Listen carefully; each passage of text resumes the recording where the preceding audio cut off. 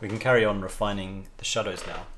So at this point we've got shadows blocked in, and we can see them more as masses than previously. They were more like line drawing. So when you have sort of line drawn shapes, they never feel quite the same as when they're actually blocked in as these sorts of more substantial masses. It's a bit easier to judge shapes.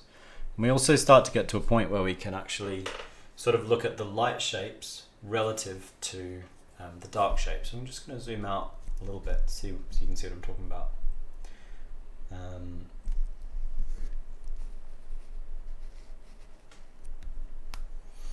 So the light shape within the face, for instance, becomes quite evident. So where this sort of shape sits above the forehead, we want to start to look and compare between what we have drawn in and how the shape looks or appears to us in the reference or in reality if we were working from life.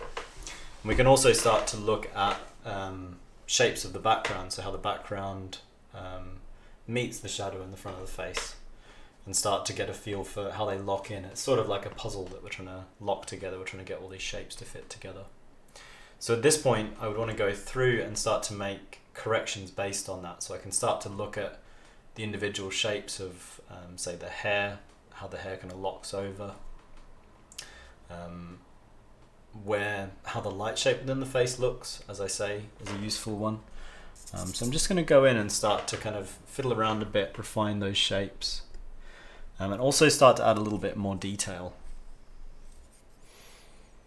One example would be, it feels to me like the nose maybe feels a bit kind of too squat. It doesn't angle out sufficiently from the brow. So I want to try to get a better sense of that projecting.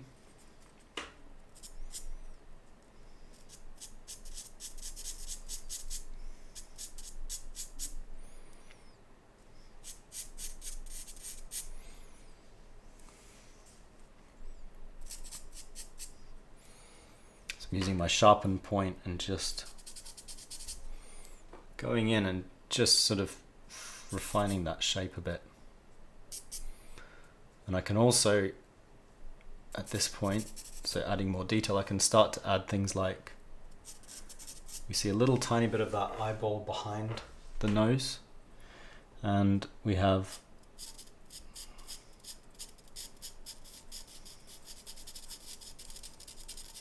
the eyelash, which projects out pretty far into that space.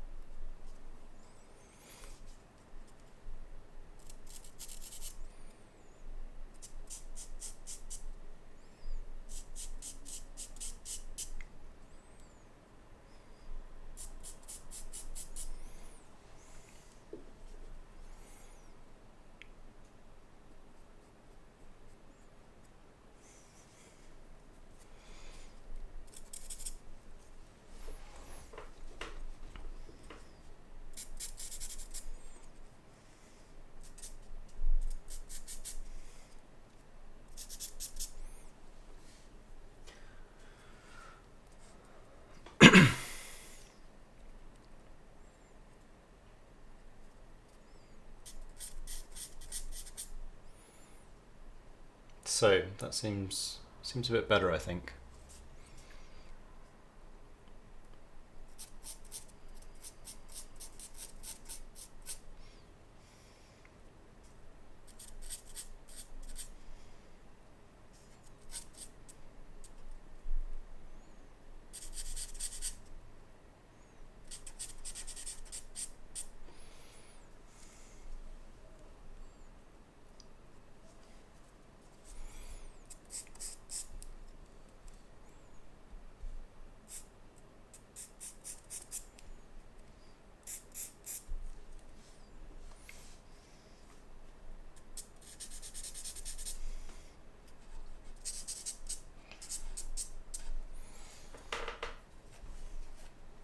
So they're just minor refinements, but they start to kind of pull everything together.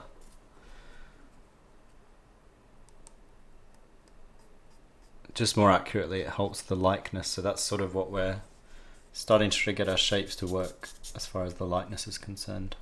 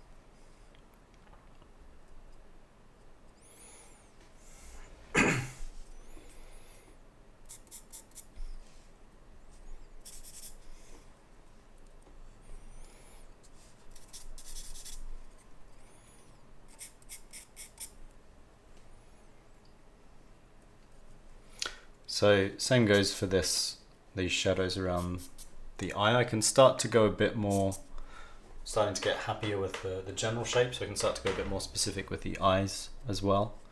Obviously we initially started with something more general, but this is a good point to go in and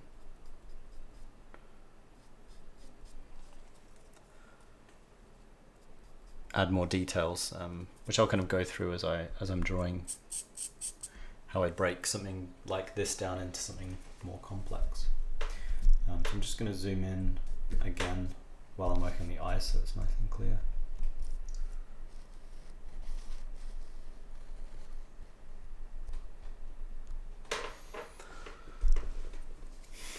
So I'm starting with this top of the brow, and it's roughly parallel with the that hairline that runs back from that point.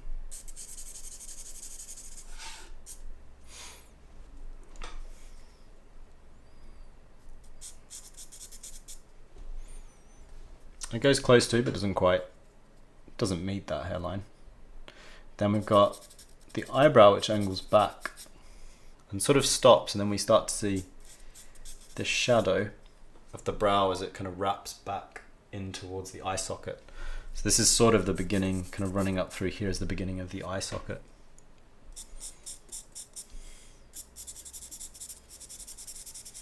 I'm just going to darken it a bit to make it slightly easier to work with sometimes if you're working in a smaller area and it's a bit too patchy. It helps just to darken things a bit. We're going to darken a lot more once we're happy with the shapes anyway. But yeah, it can help a bit. Basically, the sort of smoother your tones are, the easier it's going to be to work on smaller details. So I'm just kind of evening out and darkening slightly those tones.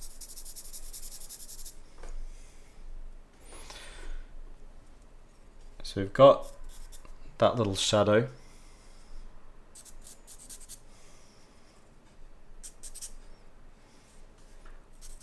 Which sort of drops down, then angles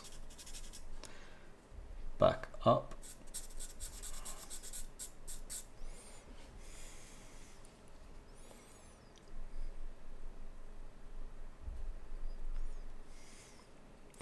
We've got quite a bright light shape where the top eyelid is.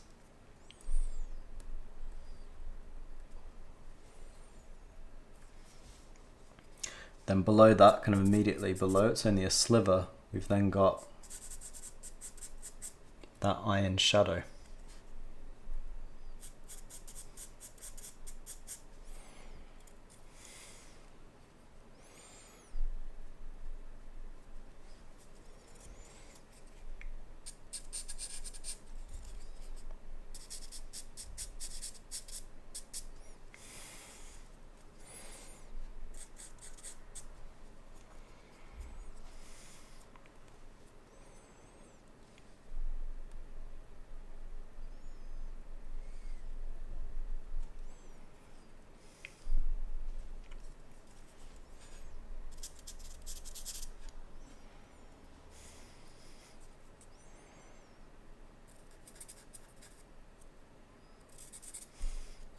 And then a little bit of the bottom lid actually is catching some light as well. They're it's more of a dark halftone, but we'll have it in nonetheless.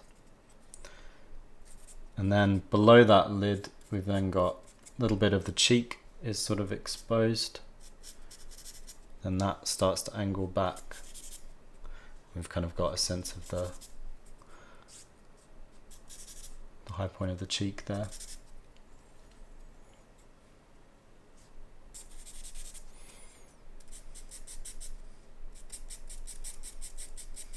But everything else that's going on in that eye is actually kind of happening in the shadows. So we'll find more of that later. But for now, we just wanted to find that outside shape of the eye, what's going on there. A little bit of a projection there for, I think it's actually the eyelash kind of casting a tiny little shadow onto the nose. Then I would say, so this shape here next to the nose, a little bit of an extension.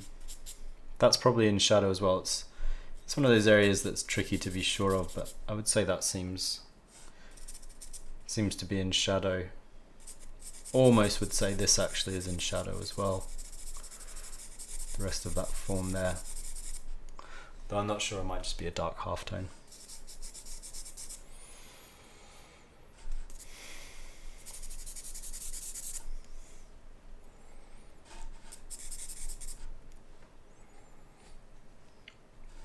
Some of those dark halftones I'm just going to suggest, even before we start to do the shadows in this one, just because they're so dark, and in profiles it sometimes helps a bit just to start to get a sense of these planes.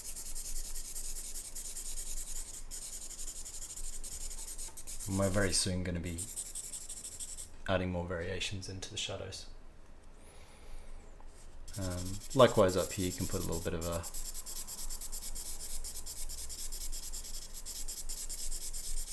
suggestion of where our dark halftones are going to be starting.